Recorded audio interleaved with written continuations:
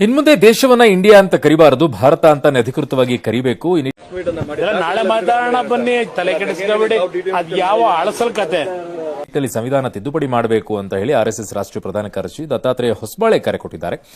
ನಮ್ಮ ಅಪ್ಪನ ನಾನು ಹುಟ್ಟಿಲ್ಲ ಕಂಡ್ರೆ ನೋಡ್ರೆ ನೀವ್ ಇಷ್ಟು ಜನ ಅಲ್ಲ ನಂದಿಲ್ಲ ಕಿತ್ಕೋಬೇಕು.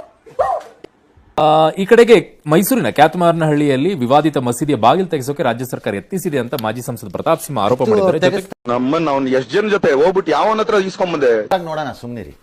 ಹೇಳ್ತಾರ ಎಚ್ಚರಿಕೆ ಕೊಟ್ಟಿದ್ದಾರೆ. ಎಚ್ಚರಿಕೆ ಎಲ್ಲ ಆಮೇಲೆ ನೋಡೋಣ. ಫಸ್ಟ್ ಅವ್ರು ತೆಗಿಸ್ಮೇಲೆ ಇವ್ರು ಏನ್ ಹೇಳ್ತಾರೆ ನೋಡೋಣ.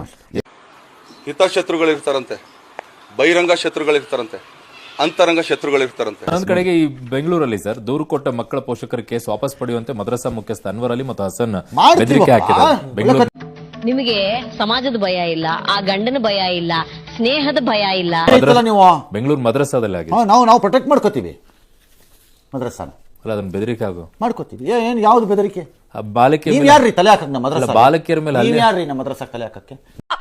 ಅದು ಬೇರೆ ಇದು ಬೇರೆ, ಎಲ್ಲ ಸಪರೇಟ್, ಬರೀ ನಾಟಕ ಅಷ್ಟೇ. ನಾವಿಂದು ತಲೆ ಹಾಕ್ತಿವ್ರಿ, ನೀವ್ ಯಾರ್ರಿ ತಲೆ ಹಾಕಕ್ ಮದ್ರಸಾಗೆ? ಕತ್ತೆ ಕಾಯ್ತಿದ್ದಾರಲ್ಲ ಮುಸ್ಲಿಂ ಲೀಡರ್ಗಳು, the so called Muslim leaders. ಯಾಕಪ್ಪ ಒಬ್ನು ಮಾತಾಡಲ್ಲ? ಅವಶ್ಯಕತೆ ಇದೆಯಾ, ಅನಿವಾರ್ಯನಾ? ಒಬ್ನು ಮಾತಾಡಲ್ಲ. ಸೋ ಕಾಲ್ಡ್ ಸೆಕ್ಯುಲರ್ಲಿ ಲಿಬರಲ್ ಥಾಟ್ಸ್ನವರು. ಸರ್ ಪಾಠ ಬಿಟ್ಟಾಗಿ ಸರ್, ಇದ್ರೊಳಗೆ ದೊಡ್ಡ ಪಾಠನಾ ಸರ್ ಇದು? ಒಬ್ಬನು ಉಸಿರಿಲ್ಲ, ಮೈಯಲ್ಲಿರೋ ರಕ್ತ ಎಲ್ಲ ಸೋರೋಯ್ತಾ?